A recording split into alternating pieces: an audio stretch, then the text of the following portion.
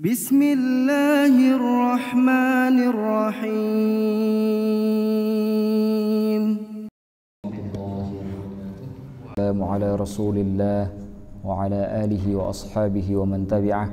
Asyhadu an la ilaha illallah wahdahu la syarika lah wa asyhadu anna Muhammadan abduhu wa rasuluh. Allahumma salli wa sallim wa barik ala Muhammadin wa ala alihi wa ashabihi ajma'in. Rabbi shrah li sadri wa yassir li amri wahlul 'uqdatam min lisani yafqahu qawli, amma ba'd. Jemaah salat Isya yang dimuliakan oleh Allah Subhanahu wa taala, alhamdulillah malam ini seperti biasanya setiap malam Selasa kita bertemu kembali. Insyaallah sampai jam 9 nanti kita akan kembali mengkaji kitab Ihya Ulumuddin, masih pada bab yang pertama, yaitu bab tentang ilmu. Kita sedang masih membicarakan tentang fadilatul ilmi, kelebihan daripada ilmu. Kita sambung dan insyaallah semoga malam ini bab ini atau bagian ini selesai. Bismillahirrahmanirrahim. Wa qala al-Ahnaf rahimahullah. Al-Ahnaf rahimahullah berkata, Al-Ahnaf ini namanya Al-Ahnaf bin Qais. Al-Ahnaf merupakan laqab buat beliau. Namanya sendiri karena saking terkenalnya dengan laqab diperselisihkan di kalangan para ulama. Ada yang menyebutkan namanya Sakhar, tetapi Al-Hafidh Ibnu Hajar Al-Asqalani merajihkan pendapat yang mengatakan namanya yaitu Ad-Dhahhak. Jadi Al-Ahnaf bin Qais itu nama aslinya, Ad-Dhahhak bin Qais sesuai dengan pendapat yang dipilih oleh Al-Hafidh Ibnu Hajar Al-Asqalani. Al-Ahnaf ini lahir pada masa Rasulullah sallallahu alaihi wasallam. Hanya saja beliau tidak pernah bertemu dengan Nabi, makanya dimasukkan ke dalam golongan tabi'in. Bahkan ketika Rasulullah sallallahu alaihi wasallam meninggal dunia, beliau sempat murtad. Karena pada saat Rasulullah sallallahu alaihi wasallam meninggal dunia, banyak sekali orang murtad saat itu. Bahkan ditandai dengan kemunculannya nabi palsu di wilayah Yamamah yang bernama Musailamatul Kadzdzab. Nah, selain Musailamah Al-Kadzdzab, ada seorang wanita juga yang lahir dari Bani Tamim. Lahir di wilayah yang berdekatan dengan Sungai Efrat, namanya Sajjah bintil Harith At-Tamimiyah. Sajjah ini perempuan, juga mengaku dirinya nabi. Nah, karena Al-Ahnaf ini juga orang dari Bani Tamim, maka menjadi pengikutnya. Nah, ketika Sajjah datang ke wilayah Yamamah ingin ketemu dengan Musailamah Al-Kadzdzab, ini nabi perempuan palsu ketemu dengan nabi laki-laki yang juga palsu. Nabi perempuan ketemu nabi laki-laki, tapi dua-duanya palsu. Dibawalah pasukannya oleh Sajjah dan juga para pengikutnya, di mana Al-Ahnaf ada di dalamnya. Disebutkan Al-Ahnaf ketika bertemu dengan Musailamah Al-Kadzdzab, Al-Ahnaf mendengar Musailamah Al-Kadzdzab membacakan ayat-ayat yang diklaim oleh Musailamah merupakan wahyu dari Allah. Maka kemudian Al-Ahnaf setelah mendengar ayat-ayat ini, ayat-ayat yang dibacakan oleh Musailamah Al-Kadzdzab, mengatakan, "Ma ra'aitu ahmaqa min hadzal nabi." Enggak pernah aku lihat orang lebih tolol daripada nabi ini. Itu kata Al-Ahnaf. Akhirnya kemudian taubat dan kembali ke dalam pelukan Islam. Beliau menjadi muslim yang sangat luar biasa, dan bahkan fadilahnya sangat luar biasa disebutkan di dalam banyak kitab-kitab ulama. Nah, jadi itu terkait dengan Al-Ahnaf. Ini perlu saya ceritakan sedikit karena Indonesia ini banyak sekali aliran-aliran aneh-aneh. Ada aliran ubur-ubur, Tuhan dari ubur-ubur, ada pengikutnya. Ada malaikat Jibril, ada juga pengikutnya. Satu-satunya malaikat Jibril yang pernah ditangkap oleh polisi di dunia, di Indonesia, Lia Eden. Kemudian di Depok ada yang ngaku Imam Mahdi bikin duplikat replika masjid di samping rumahnya. Kerjaannya security di salah satu perusahaan swasta, ada juga pengikutnya, Pak. Ada juga nabi palsu namanya Tugimin. Macam-macam, Pak. Ada juga pengikutnya. Makanya ini patut diceritakan bahwa nabi palsu ini, aliran-aliran sesat menyesatkan ini sudah ada dari sejak masa Rasulullah SAW meninggal Jadi bukan barang baru, ini barang lama. Ada juga pengikutnya dari dulu. Bahkan orang-orang yang pernah belajar dari sahabat Rasulullah SAW pun ada yang murtad. Nah, meskipun di antara mereka banyak yang kembali lagi ke dalam pelukan Islam, dan kita doakan di sini semuanya tidak ada yang ikut. Jadi kalau besok ada yang muncul di wilayah Bekasi sini ngaku jadi nabi, nah orang Pondok Bambu yang pertama palsu itu. Yang mendustakan pertama sekali ini orang Pondok Bambu, karena sudah ngaji Ihya Ulumuddin. Nah, begitu. Nah, apa kata Al-Ahnaf bin Qais? Kadal ulama'u ayyakunu arbaba. Hampir saja para ulama itu menjadi para penguasa dan para pemimpin. Arbab oleh Imam Murtada Az-Zabidi diartikan dengan kalimah mulukan wasadatin. Kata arbab sendiri dari kata rabbun yang artinya Tuhan, tapi di sini tidak dimaksudkan sebagai Tuhan. Di sini dimaksudkan dengan mulukan, raja. Kenapa? Ini sesuai dengan pandangan Abul Aswad yang mengatakan al-muluku hukamun 'alan nasi wal ulama'u hukamun 'alal muluki. Para raja itu pembuat keputusan terhadap umat manusia, sedangkan para ulama itu adalah pembuat keputusan terhadap para raja. Wa kullu 'izzin lam yutat bi'ilmin, setiap kemuliaan, keagungan yang tidak didukung oleh ilmu, fa ila dhullin masiruhu, maka kepada kehinaanlah tempat kembalinya. Kita tahu secara hakikat, secara kasat mata, bahwa kekuasaan itu merupakan orang yang mempunyai tempat yang mulia. Makanya kalau datang presiden ke tempat ini, nggak ada orang yang berani seenaknya, karena dianggap tempat yang istimewa. Tetapi kata Al-Ahnaf, setiap kemuliaan apapun yang kita miliki, banyak harta, punya derajat secara sosial, namanya disebut-sebut banyak orang, diagung-agungkan oleh orang, banyak orang yang menjadi fansnya dia. Kalau kemuliaan seperti ini dimiliki oleh seseorang dan tidak ditopang oleh ilmu, fa ila dhullin masiruhu, maka pasti orang tersebut akan menjadi hina akhirnya. Lihat saja para artis, begitu sudah tua dilupakan, berganti dengan yang baru. Tapi coba lihat imam yang empat, bagaimana Imam Hanafi, Imam Maliki, Imam Syafi'i, Imam Hambali, kemana mereka sekarang? Sudah tiada. Bahkan semua kita ini tidak pernah bisa membayangkan bagaimana wajahnya Imam Hanafi. Tidak ada di antara kita bisa membayangkan wajahnya Imam Malik, wajahnya Imam Syafi'i, wajahnya Imam Hambali. Tapi nama mereka dan ilmu mereka tetap di hati dan di pikiran kita. Kenapa?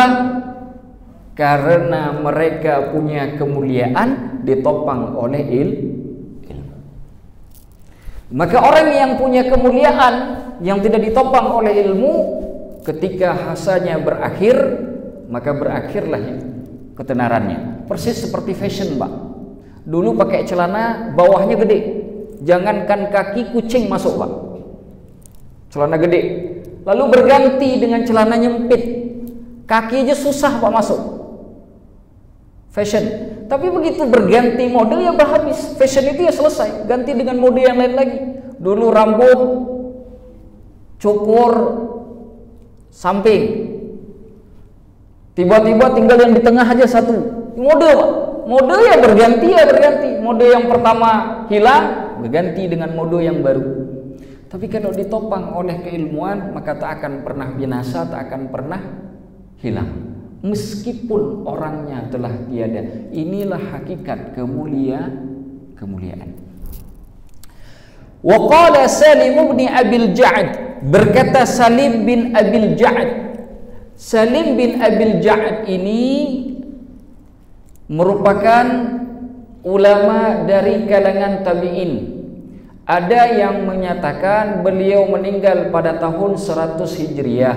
Ada yang menyebutkan tahun 97 Hijriah. ada juga yang mengatakan tahun 98 Hijriah. Akan tetapi Imam Az-Zabidi menyebutkan bahwa yang benar beliau meninggal pada tahun 100 Hijriah bertepatan dengan Umar bin Abdul Aziz menjadi khalifah dari Bani Umayyah. Nah, beliau ini dulunya seorang budak, lalu kemudian dimerdekakan, dan itu beliau ceritakan dalam ungkapan ini. Kata beliau, "Ishtarani maulaya bi thalathati dirhamin." Tuanku membeliku dengan nilai 300 dirham. Dulu manusia harganya 300 dirham. Dulu rendah betul manusia dulu. Harganya 300 dirham.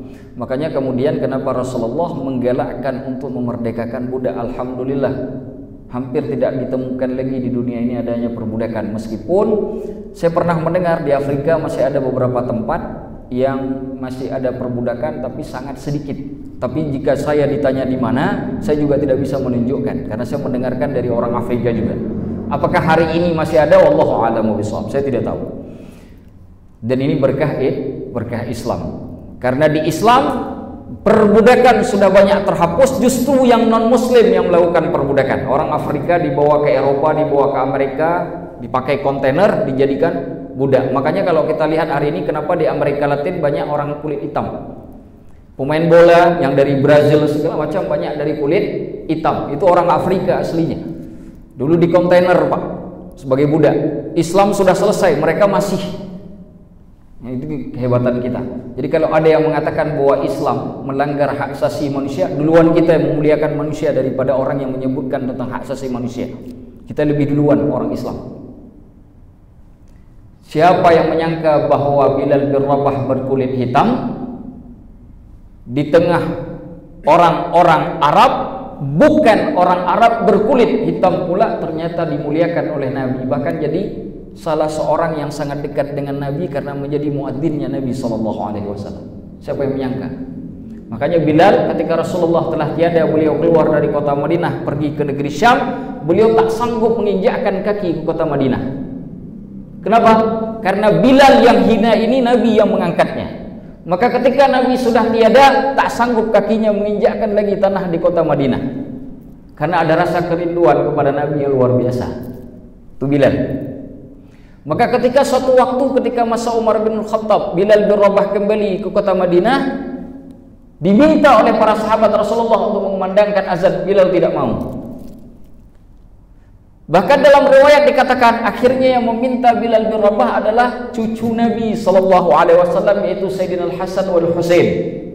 Naiklah Bilal bin Rabah ke atas Masjid Nabawi untuk mengumandangkan azan. Dulu nggak ada mic, Pak. Ketika Bilal naik ingin mengumandangkan azan, seluruh penduduk kota Madinah, laki, perempuan, tua, muda, keluar dari rumahnya ingin mendengar secara langsung Bilal azan. Karena orangnya sekarang sudah tak tinggal di kota Madinah. Tapi ketika sampai kalimat asyhadu anna Muhammadar Rasulullah, Bilal tak sanggup meneruskan. Nah, itu dia kisahnya. Kenapa Bilal sangat cinta kepada Nabi? Karena Nabilah yang mengangkat derajat di Bilal. Baik. Faqultu wa a'taqani, tuanku setelah membeliku 300 dirham lalu memerdekakanku. Dimerdekakan beliau sehingga beliau bukan lagi seorang budak. Faqultu, lalu aku mengatakan. Kalimat faqultu ini artinya beliau berbicara dengan dirinya sendiri. Beliau bertanya kepada dirinya sendiri, bi ayyi syai'in ahtarif, dengan apa pula aku harus menyibukkan diriku. Beliau tanya kepada dirinya sendiri, apa yang harus kulakukan sekarang? Kalau dulu masih budak, masih ada tuan yang nyuruh-nyuruh. Sekarang sudah merdeka, yang nyuruh sudah tidak ada. Aku harus ngelakuin apa? Mau pergi ke sawah, di Arab tak ada sawah. Mau ngapain? Akhirnya beliau memilih jalan untuk menuntut ilmu. Kata beliau, fahtaraftu bil ilmi, maka aku kemudian menyibukkan diriku dengan ilmu. Apa yang terjadi? Fama tammat li sanah, tidaklah sampai usia 1 tahun dari sejak beliau belajar ilmu pertama sekali, hatta atani amirul madinati zairan, hingga pemimpin kota Madinah datang mengunjungiku, falam adzan lahu, tapi aku tidak mengizinkannya. Ada dua makna yang harus kita catat di sini. Pertama, apa alasannya Amir kota Madinah, pemimpin kota Madinah, gubernur kota Madinah mau datang menemui seorang mantan budak? Berapa banyak orang yang tidak pernah jadi budak, sudah merdeka dari sejak lahir, tapi tidak didatangi oleh gubernur Madinah. Ini mantan budak, tapi kemudian tidak sampai 1 tahun dari sejak pertama sekali nuntut ilmu didatangi oleh gubernur kota Madinah. Kalau bukan karena derajat ilmu yang tinggi yang telah menaikkan derajat orang yang mempelajarinya. Itu satu. Yang kedua, ketika beliau mengatakan falam adzan lahu, aku tidak mengizinkan gubernur Madinah datang mengunjungiku. Ini dalil bahwa ulama lebih tinggi daripada raja. Ini dalil bahwa orang berilmu derajatnya lebih besar dari penguasa. Dulu ketika Harun al-Rashid pergi berangkat ke Mekah untuk menunaikan ibadah haji, sesampai di kota Mekah, beliau kemudian tinggal di satu tempat lalu meminta untuk dihadirkan Al-Fudail bin Iyad. Fudail bin Iyad yang diundang oleh Harun al-Rashid untuk datang ke majelis beliau itu menolak untuk hadir. Tidak mau datang. Sampai tetangga beliau menasehati, jangan-jangan khalifah itu ngundang mau minta nasihat. Gara-gara kalimat nasihat dari tetangganya itulah Fudail bin Iyad kemudian memilih untuk menghadap khalifah. Kalau bukan karena alasan nasihat, Fudail bin Iyad tidak mau ketemu dengan Harun al-Rashid. Bayangkan, yang saya bicarakan ini Harun al-Rashid, Pak. Harun al-Rashid ini pemimpin soleh. Berapa banyak cerita yang menyebutkan Harun al-Rashid menangis ketika dinasihati oleh para ulama. Kalau Harun al-Rashid saja ditolak oleh Fudail bin Iyad, bagaimana pemimpinnya kalau bukan Harun al-Rashid? Jangankan ditolak, digubris pun tidak. Apa alasan Fudail bin Iyad melakukan itu? Masyhurlah salah satu kalimat yang muncul dari Fudail bin Iyad. Beliau mengatakan begini, kam min alimin yadkhulu 'alal maliki wa ma'ahu dinuh. Berapa banyak orang alim yang datang ke penguasa, pada saat dia datang dia masih punya agama. Wa yakhruju wa laysa ma'ahu minhu syai', dan saat dia keluar dia tidak punya apapun lagi. Lalu Fudail ditanya, bagaimana mungkin itu bisa terjadi? Bagaimana mungkin itu bisa terjadi? Kita bukan bicara orang awam, kita bicara orang alim. Fudail mengatakan, yusaddiquhu fi kadhibihi wa yamdahuhu fi wajhihi. Dengan sebab dia membenarkan kedustaan penguasa tersebut, lalu memuji penguasa tersebut secara langsung, padahal dia tahu bahwa penguasa tersebut adalah seorang pembohong. Kata Fudail. Makanya di antara para ulama ada yang tidak mau mendekati pintu-pintu kekuasaan kecuali dengan maksud untuk memberi nasihat. Makanya kemudian ketika Salim bin Abil Ja' sudah mempunyai ilmu, penguasa ingin datang ke tempatnya, beliau tak izinkan. Coba kalau beliau tidak belajar ilmu, penguasa datang, maka pasti beliau izinkan. Tapi ilmulah yang membuat beliau tahu bahwa pemimpin penguasa ketika datang, jika tidak dimaksudkan untuk meminta nasihat, maka dimungkinkan akan membawa fitnah. Maka para ulama berhati-hati sekali. Makanya Imam Muslim ketika mensyarah Imam Nawawi ketika mensyarah hadis Imam Muslim yang mengatakan bahwa jihad terbesar itu adalah berkata yang benar di sisi pemimpin yang jahat, itu menyebutkan kenapa ini disebut dengan jihad yang paling besar. Karena kalaulah pemimpin tersebut tidak senang dengan kejujuran yang kita bicarakan, maka kita bisa saja dibunuh. Tapi ketika pemimpin tersebut senang karena kita membenarkan kebohongan dia, maka agama kita yang menjadi terbunuh. Jadi itu fitnah yang terbesar. Makanya disebut jihad terbesar. Makanya para ulama. Tapi bukan berarti semua penguasa harus diabaikan. selama tidak menghadirkan fitnah. Nah, jadi jangan gara-gara saya ngomong begini nanti datang gubernur Jakarta ke masjid ini, jangan terima. Bukan begitu maksudnya. Nah, itu salah paham. Nah, ya. Mereka datang mungkin ingin bikin acara, mungkin mau melihat masyarakat di sini, silahkan. Ya, tidak jadi masalah. Tapi kalau yang menghadirkan fitnah, maka lebih baik supaya seperti misalkan apa ya? Apalagi mau dekat partai pemilu. Biasa tuh sudah datang tokoh-tokoh partai mungkin segala macam ya. Nah, lebih baik dijaga, jangan sampai kemudian masjid menjadi ruang untuk baku hantam perdebatan atau persaingan antar partai, jadi fitnah. Nah, kita ingin supaya masjid bisa mendamaikan semua orang. Amin ya rabbal alamin. Baik, kita lanjutkan.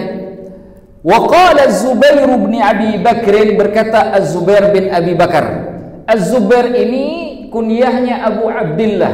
Abi Bakar itu kunyah ayahnya. Nama ayahnya Bakar.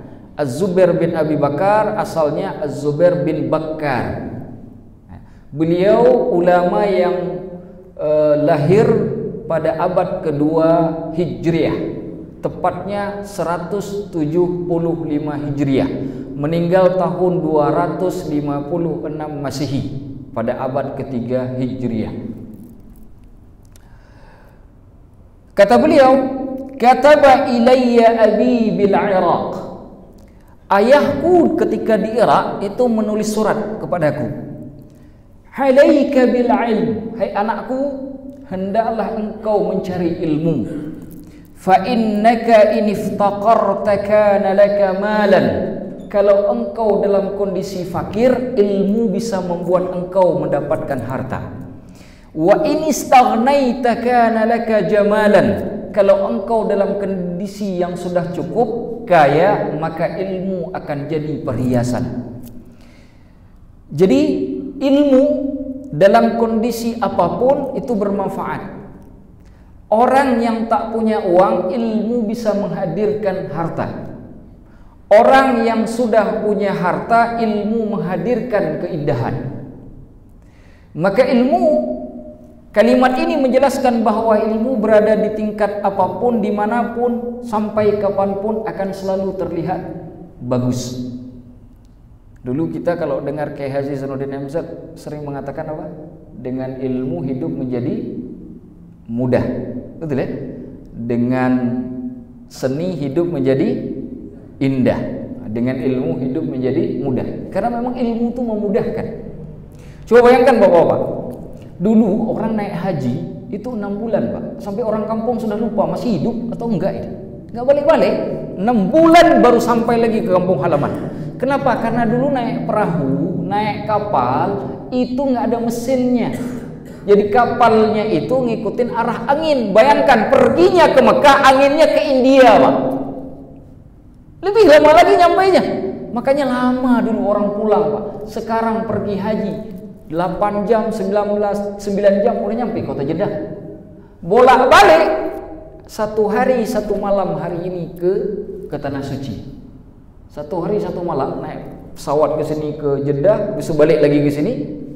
1 hari 1 malam Pak. Sekarang, dulu berbulan-bulan orang di laut. Sekarang hanya hitungan jam di atas udara. Apa yang memudahkan itu? Ilmu. Dulu orang kalau menentukan waktu sholat Pak, itu harus melihat matahari. Bayangkan kalau lagi musim kemarau, lagi mendung, gimana nandainnya? Waktu zuhur, nandain waktu asar. Sekarang sudah ada jam. Dengan ilmu hisab bisa ditentukan zuhur hari ini jam 12 lewat 10. Lewat ilmu hisab. Jadi kita tidak lagi perlu melihat matahari, tinggal tunggu muazzin azan di masjid. Muazzin patokannya apa? Matahari? Tidak, lihat jam.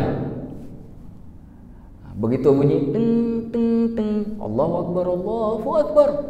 Dari mana muazzin itu tahu? Jam. Dari mana jam itu ditetapkan? Dari ilmu hisab. Sudah ditulis, sudah dicatat. Hari ini zuhur jam sekian. Apa yang memudahkan itu? Ilmu. Wallahu a'lam bishawab. Wa hukiya dzalika, diceritakan juga yang demikian itu, disebutkan juga yang demikian itu fi wasaya Luqman li ibnihi, pada wasiatnya Luqman kepada anaknya. Luqman itu yang kalau yang paling masyhur di dalam Al-Qur'an itu yang menasihatkan anaknya, ya bunayya la tusyrik billah inna syirka la zulmun adzim. Wahai anakku, jangan pernah engkau menyekutukan Allah dengan apapun, karena syirik itu sungguh merupakan kezaliman yang sangat. Nah, itu Luqman. Nah, di dalam wasiat Luqman disebutkan,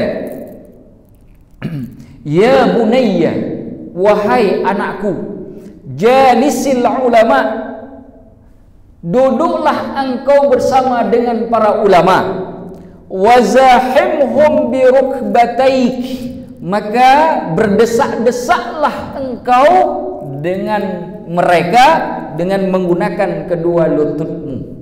Apa maksudnya? Kalau duduk majelis taklim kau jangan jauh-jauhan, suruh mendekat. Bayangkan orang sekarang karena sudah pakai mic, Pak, sudah pakai mic, yang mengajarkan sudah kedengaran suaranya keluar. Ada saya nggak usah masuk ke masjid, dah di sini juga kedengaran. Ini salah. Gak bisa ikut pengajian di luar majelis hanya karena mic-nya suaranya kedengar sampai keluar. Gak cukup. Ini dalilnya. Makanya para ulama ketika mengatakan kita hadir ke majelis, memenuhi majelis, mendekat ke dalam majelis, menjadikan dalil yang ada di dalam Sahih Imam Bukhari ketika malaikat datang menemui Rasulullah sallallahu alaihi wasallam. Ketika malaikat Jibril datang menemui Nabi, coba lihat hadisnya, malaikat Jibril meletakkan lututnya itu berdekatan dengan lutut Nabi sallallahu alaihi wasallam, bersentuhan, bahkan kedua tangan malaikat Jibril itu diletakkan di atas paha Nabi. Lalu bertanya, "Mal Islam?" Islam itu apa ya Muhammad? Nabi jawab. Tanya lagi, "Mal iman?" Iman itu apa? Nabi jawab. Terus menerus sampai ditanya, "Mal ihsan? Wa ma asyratul qiyamah?" Semua ditanya dengan bentuk seperti itu. Makanya orang yang hadir di majelis jangan duduk jauh-jauhan, mendekat ke majelis taklim. Nah, makanya ini kan kita masjid luas, ada ruangan, jangan sampai ada majelis tapi duduknya di teras sana misalnya, ya, karena di sana juga kedengaran. Jangan. Ini dalilnya. Jalisil ulama wa zahimhum bi rukbatai. Kalimat zahimhum bi rukbatai, lutut kita disuruh mendekat ke majelis taklim. Semakin dekat semakin bagus. Sama seperti kita sholat. Saf salat yang terbaik bagi kaum laki-laki itu ada di depan. Saf salat yang terbaik bagi orang wanita, bagi kaum ibu-ibu itu di belakang. Makanya diatur di dalam mazhab Syafi'i, saf orang dewasa paling depan, saf anak-anak paling belakang, yang laki-laki. Ketika masuk ke kaum Hawa, safnya anak-anak paling depan, safnya orang dewasa paling belakang. Nah, kita sering salah, kita anak-anak sama orang dewasa gabung aja terus. Makanya sholat Jumat itu kadang-kadang kacau walau. Kenapa? Anak kecilnya lari-lari, mengganggu orang dosa. Bikin saf satu, mungkin di sini mungkin bisa dimulai misalkan, di masjid ini misalkan. Itu cara ngatur saf yang benar. Laki-laki di depan, anak-anak di belakang. Yang perempuan, anak-anak di depan, yang perempuannya di belakang. Itu cara ngatur saf yang benar, saf salat. Nah, di dalam majelis taklim semakin mendekat itu semakin baik. Ini kalimatnya, wazahimhum birukbataih. Semua ulama ketika bicara masalah adab majelis, semua mengatakan yang duduk paling mendekat itu jauh lebih baik. Fa innallaha subhanahu, sesungguhnya Allah yang maha suci, yuhyil quluba binuril hikmah, menghidupkan hati dengan cahaya hikmah. Kama yuhyil arda biwabilis sama, sebagaimana Allah menghidupkan bumi dengan derasnya hujan. Kenapa kita disuruh mendekat ke majelis taklim? Pertama, Di dalam majelis ta'lim ada barakah. Ketika barakah diberikan oleh Allah Subhanahu wa taala, maka itu menjadi pintu untuk mendapatkan apa yang disebut dengan hikmah. Allah buka, Allah kasih cahaya hikmah ke dalam hatinya. Allah sisipkan cahaya hikmah ke dalam hatinya. Pada bagian yang sebelumnya kita sudah bicarakan bahwa orang yang mendapatkan hikmah akan membuat hati yang mati menjadi hidup kembali. Sebagaimana tubuh yang tadinya sakit karena tidak diberi makan dan minum kini menjadi sehat dan segar bugar kembali. Maka Imam Al-Ghazali ketika menukilkan kalimat dari Luqman ini supaya kita tadabbur, seperti bumi, tanah yang gersang yang sudah berhari-hari, berminggu-minggu, berbulan-bulan tak tersentuh air, kerasnya minta ampun, lalu tiba-tiba diguyur oleh hujan yang sangat deras. Tumbuhlah tanaman yang tadinya tak mau tumbuh, muncullah pohon-pohon yang tadinya sudah mengering dan mati. Seperti itulah hati yang dipenuhi oleh cahaya hikmah dengan sebab mendapat barakah duduk bersama ulama. Makanya ketika misalkan ke sini datang ulama besar, penuhi masjid. Datang ulama besar dari mana, misalkan diundang ke masjid kita di sini, maka penuhi semua orang di komplek datang untuk memenuhi, cari barakah. Orang yang dapat barakah dalam majelis ilmunya ulama akan dititipkan cahaya hikmah. Ketika Allah berikan cahaya hikmah ke dalam hatinya, hati yang tadinya mati akan dihidupkan kembali oleh Allah. Wa qala ba'dul hukama, sebagian para ahli hikmah berkata, idza matal alimu, apabila orang alim meninggal dunia, bakahul hutu fil ma, maka ikan yang di air akan menangisinya. Wa tayru fil hawa, begitu juga dengan burung yang ada di udara. Ketika ada orang alim meninggal dunia, semua makhluk Allah di darat dan di laut itu menangis, bersedih. Hanya saja kita tidak mendengar. Kita tidak mendengar. Coba bayangkan kalau kita bisa mendengar seperti pendengaran yang dimiliki oleh Nabiullah Sulaiman. Setiap kali ada orang meninggal dunia, binatang-binatang itu pada menangis. Binatang menangis, kita tertawa. Kenapa? Nggak ada lagi yang ngasih fatwa, sudah bebas. Subhanallah. Ini salah. Makanya pada bagian yang sebelumnya ketika Imam Al-Ghazali mengatakan innamal khasiyatul lati yatamayyazu bihan nasu an sairil bahaim huwal ilm.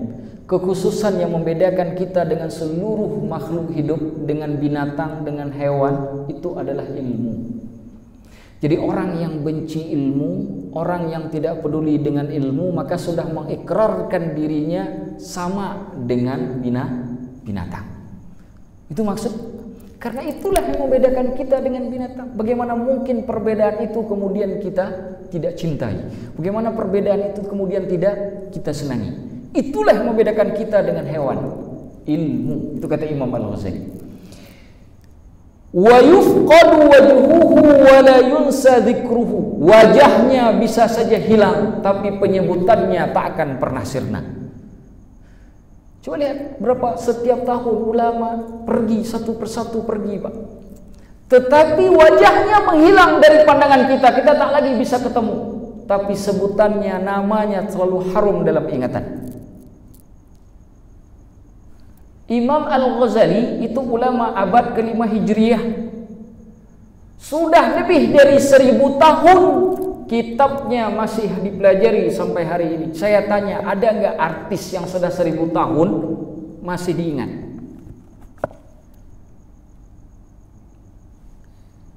Inilah hakikatnya seorang ulama.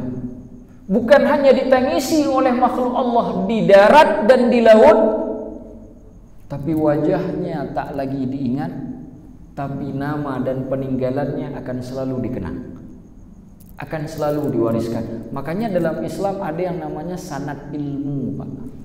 Dengan sanad ilmu itulah orang yang datang sesudahnya itu ingat dengan ulama yang sebelumnya. Kalau bukan karena sanad ilmu, maka semua kita akan melupakan.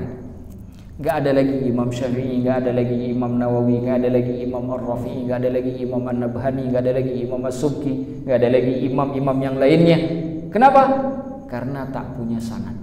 Dengan sanad itulah orang yang datang kemudian ingat dengan orang yang sebelumnya. Ulama hari ini akan diingat oleh generasi sesudahnya karena sanad.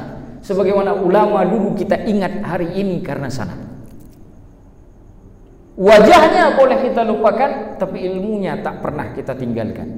Wajahnya boleh tak lagi terbayang oleh pikiran kita, tetapi pengajarannya itu tak akan pernah tidak membekas dalam kehidupan umat. Wa qala Az-Zuhri rahimahullah, berkata Az-Zuhri rahimahullah. Az-Zuhri yaitu Ibnu Syihab Az-Zuhri. Ibnu Syihab Az-Zuhri itu ulama abad ke-1 Hijriah dan kedua Hijriah. Beliau belajar dari sahabat Rasulullah sallallahu alaihi wasallam yang bernama Anas bin Malik. Murid beliau itu Malik bin Anas. Nah, enak ingatnya, tinggal bolak-balik saja. Guru Anas bin Malik, murid Malik bin Anas. Anas bin Malik sahabat Nabi. Malik bin Anas pendiri mazhab Maliki. Imam Malik. Imam Malik itu gurunya Ibnu Syihab Az-Zuhri. Inilah orangnya. Kalau kita belajar ilmu hadis, disebutkan bahwa Ibnu Syihab Az-Zuhri ini termasuk yang disebut sebagai bapak ilmu hadis. Karena beliaulah orang yang diperintahkan untuk mencatat hadis Nabi sallallahu alaihi wasallam karena dikhawatirkan hadis Nabi banyak yang hilang. Di dalam kitab Tahdzibul Kamal fi Asma'ir Rijal karangan Al-Hafidz Al-Mizzi disebutkan beliau meriwayatkan 2200 hadis Nabi sallallahu alaihi wasallam, termasuk ahli fikih kota Madinah. Imam Malik alim fikihnya, ini salah satu gurunya, Ibnu Syihab Az-Zuhri. Imam Ahmad bin Hanbal mengatakan as-sahhul asanid, di dalam periwayatan hadis sanad yang paling sahih, sanad periwayatan yang paling sahih ini menurut pendapatnya Imam Ahmad bin Hanbal, penulis kitab Musnad Imam Ahmad bin Hanbal, pendiri mazhab Hambali. Kata beliau as-sahhul asanid, sanad yang paling sahih itu Ibnu Syihab Az-Zuhri an Salim an Abihi. Riwayat yang diriwayatkan oleh Ibnu Syihab Az-Zuhri dari Salim, dari ayahnya. Siapa ayah Salim? Abdullah bin Umar. Nah, itu kata Ahmad bin Hanbal. Ibnu Syihab Az-Zuhri diriwayatkan dari Salim, diriwayatkan lagi dari ayahnya Abdullah bin Umar. Ini kata Ahmad bin Hanbal sanad yang paling sahih. Jadi kalau ketemu hadis dengan sanad ini nggak perlu diragukan dari sisi sanad. Menurut Ahmad bin Hanbal, wallahu a'lamu bishawab. Karena nanti ada juga yang mengatakan bahwa apa yang disebut dengan silsilah zahabiyah, ya, rentetan emas.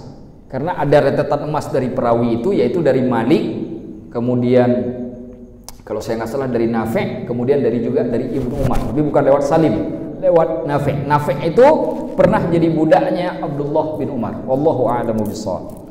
Apa kata Ibnu Syihab Az-Zuhri? Al-ilmu dzakarun, ilmu itu jantan. Zakar itu lawannya unsa. Unsa itu perempuan, zakar laki-laki. Wa ja'alna inna khalaqnakum min dzakarin wa unsa. Kami jadikan engkau dari laki-laki dan perempuan. Al-ilmu dzakar. Ilmu itu jantan. Wala yuhibbuhu illa dzukranur rijal. Tidak ada yang menyukai ilmu kecuali laki-laki yang jantan. Di dalam riwayat yang lain juga dinukilkan dari Ibnu Syihab Az-Zuhri, beliau mengatakan al-ilmu dzakarun yuhibbuhu mudzakkaruhum wa yakrahuhu muannatsuhum. Ilmu itu jantan, yang mencintai ilmu itu adalah laki-laki jantan, sedangkan yang membenci ilmu laki-laki yang keperempuan-perempuanan. Itu kata beliau. Kata beliau. Jadi kalau ada orang yang walaupun kita lihat badannya tegap fitness sehari 5 kali Pak, tapi kalau nggak cinta ilmu, nggak jantan. Nggak jantan. Badan boleh segede besi, berotot, tapi kalau tak cinta ilmu, perempuan. Dalam pandangan agama dianggap perempuan. Sekarang perempuan aja cinta ilmu Pak, masa laki-laki benci ilmu Pak? Serius, saya di beberapa masjid itu malah lihat lebih rajin ibu-ibu nuntut ilmu daripada laki-laki. Ya ini kebalik ini. Ini sudah kebalik. Laki-laki sudah jadi makmum, perempuan sudah jadi imam. Kan harusnya yang punya ilmu itu laki-laki, karena hukum mengajarkan ilmu pada keluarga itu laki-laki. Laki-laki yang mengajarkan istrinya, bukan istrinya yang mengajarkan laki-laki. Jadi ini sudah kebalik. Makanya saya kadang-kadang sedih melihat ada yang sudah jadi ayahnya anak-anak, sudah jadi kakeknya anak-anak, ya orang lain masih belum bisa ngaji Pak. Ada satu masjid itu ada orang baca Al-Quran surah Al-Ikhlas Pak. Lam yalid wa lam yulad. Begitu Pak bacanya Pak. Dan itu bacaan di dalam sholat. Lam yalid wa lam yulad. Sejak kapan lamnya panjang? Sejak kapan? Ya sejak malam itulah. Kalau ketemu huruf dal itu hukumnya hukum qalqalah. Huruf qalqalah kalau ketemu di dalam Al-Quran wajib dipantul. Enggak boleh baca lam yalid wa lam yulad. Wajib dipantul. Lam yalid wa lam yulad. Dan sekarang bacaan Al-Qur'annya kacau balau begitu, sudah jadi kakeknya orang lain, malah jadi imam sholat pula. La haula wala quwata illa billah. Apa yang terfikir? Enggak ada lagi orang di kampung itu orang bisa baca Al-Quran selain bapak itu. Kalau imam sholatnya saja begitu bacaan Al-Qur'annya, lah terus bagaimana makmumnya?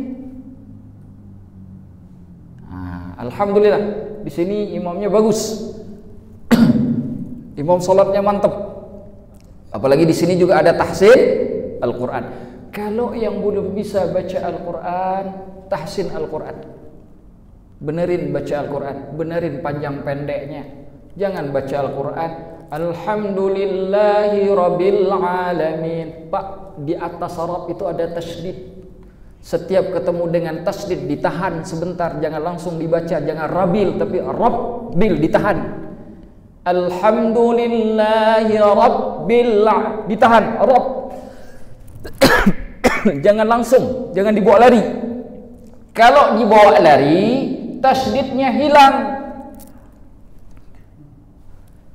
Kata Rabbun itu pada ba yang ada tasydid, itu di dalam ilmu saraf disebut mudha'af. Mudha'af itu hakikatnya ba-nya itu ada dua Pak. Asal kalimatnya bukan Rabbun tapi Rababun. Itu asal kalimatnya. Lalu satu ba dihilangkan karena ada dua ba, digabung. Ketika digabung dikasih tasydid Rabbun. Kalau bapak bacanya Rabun, satu ba hilang. Kata Imam An-Nawawi, kalau salah mat atau salah satu huruf maka berganti arti. Lantas apa makna Rabun? Yang saya tahu di Amerika ada rap namanya. Nah, bukan Rabon. Nah, jadi musik orang kulit hitam itu. Ya kan? Bukan itu. Maka jangan, hati-hati kalau baca Alhamdulillahi Rabbil Alamin. Ada tasydid, ditahan. Nah, maka ini menjadi penting bahwa kemudian ilmu menduduki peringkat yang utama. Yang masih belum bisa Al-Quran, tahsin Al-Quran. Yang punya lebih rezeki sedikit, undang ustadznya, les khusus di rumah. Ustadz, tolong datang ke rumah saya. Setiap hari Selasa sama hari Kamis, Ustadz misalkan. Saya Ustadz belum lancar baca Al-Quran. Bagaimana saya nanti ketemu dengan Tuhan saya di hari kiamat, sedangkan kalamnya sendiri saya tak bisa baca ya Ustadz. Ustadz punya ilmunya, ajarkan saya biar mudah urusan saya di akhirat Ustadz. Datang ke rumah Ustadz. Ustadznya datang. Ustadz, saya nggak punya rezeki banyak. Mungkin Ustadznya ikhlas, tidak apa-apa. Kalau misalkan takut juga untuk mengundang ustadznya ke rumah. Insya Allah di masjid sudah ada tahsin Al-Quran, ada Ustadz Muhammad di sini. Datang bawa badan, bawa ikhlas, belajar buka Al-Quran, ditahsin sama beliau. Belajar mana yang mad, mana bacanya qaf, mana bacanya kaf. Jangan iyaka dibaca iyaqona budu. Jangan kebolak-balik. Nah, tahsin supaya bacaan Al-Quran kita benar. Setelah benar, pulang ke rumah, istri kalau nggak bisa, itu tanggung jawab bapak. Kalau istri bapak nggak bisa baca Al-Quran dan nggak pernah bapak peduliin, tanggung jawab itu bapak bawa ke alam kubur. Ditanya sama malaikat. Karena kalau cuma urusan jadi suami saja, cuma ngasih makan, Pak, burung juga ngasih makan sama anaknya, Pak. Hewan juga ngasih makan buat anaknya, Pak. Itulah yang membedakan kita. Makanya saya katakan yang membedakan kita dengan hewan adalah ilmu. Bapak belajar di sini, setelah itu pulang, bawa pulang ke rumah, ajarkan istri, ajarkan anak. Ibu sudah bagus baca Al-Qurannya? Belum, Pak. Alhamdulillah Bapak sudah tahsin di masjid. Begini cara baca yang benar. Nah, duduk di depan. Bayangkan habis maghrib, habis sholat isya atau habis sholat subuh, istrinya didudukkan di depan. Apa dikerjakan? Ajarkan bacaan Al-Quran. Itu tanggung jawab Bapak, dan tanggung jawab itu tidak akan pernah lepas sampai meninggal dunia. Walaupun saya sudah jadi kakek-kakek, Ustaz, walaupun Bapak sudah jadi kakek-kakek, tetap hukumnya wajib. Kalau saya tetap nggak ngajarkan, nggak mau ngajarkan, Bapak bawa ke alam kubur itu, tanggung jawab itu. Nanti akan diminta pertanggungjawaban semuanya. Kullukum ra'in wa kullukum mas'ulun ar-ra'iyati. Setiap kalian ini pemimpin. Pemimpin itu ada tanggung jawab. Maka tanggung jawab itu akan diminta pertanggungjawabannya. Maka karena Bapak punya tanggung jawab itu, maka cari ilmunya, ilmu Al-Quran. Karena Al-Quran yang paling utama. Nanti ada ayat dalam Al-Quran, fas'alu ahla dzikri in kuntum la ta'lamun. Kita akan bahas nanti ayat itu secara lebih khusus insyaallah minggu depan. Dan dengan berakhirnya apa yang disampaikan oleh Ibnu Syihab Az-Zuhri, bahwa ilmu itu adalah jantan, dan orang yang mencintai ilmu itulah adalah orang yang jantan. Jantan di sini sebagaimana disebutkan oleh Al-Hafidz Az-Zabidi, kata beliau yang dimaksud dengan zakar di sini yaitu aqwiyaur rijal, orang laki-laki yang kuat, perkasa. Jadi orang laki-laki yang kuat, yang perkasa itu yang cinta ilmu. Kalau nggak cinta ilmu, itu laki-laki meskipun berotot tapi sebenarnya laki-laki lemah. Nah, begitu. Dan dengan berakhir ungkapan ini, maka berakhirlah bagian dari fadilatul ilmi, fadilah ilmu. Insyaallah minggu depan kita akan sambung ke fadilatul ta'allum, fadilah dan keistimewaan untuk belajar ilmu. Kalau tadi ilmu, ada nanti bab kelebihan belajar ilmu dan juga ada kelebihan untuk mengajarkan ilmu. Wallahu a'lamu bishawab. Masih ada 5 menit, mungkin ada satu pertanyaan jika ada. Jika tidak ada, saya akhiri sampai di sini. Insyaallah Bapak-bapak yang dimuliakan oleh Allah, semoga majelis kita berkah oleh Allah Subhanahu wa taala.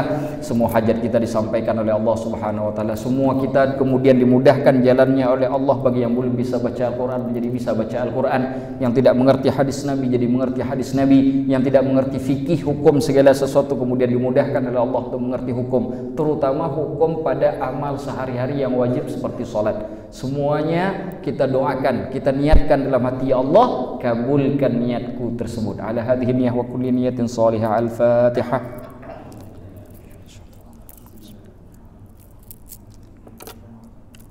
Ar-Rahmanir-Rahim. Ihdinas siratal mustaqim.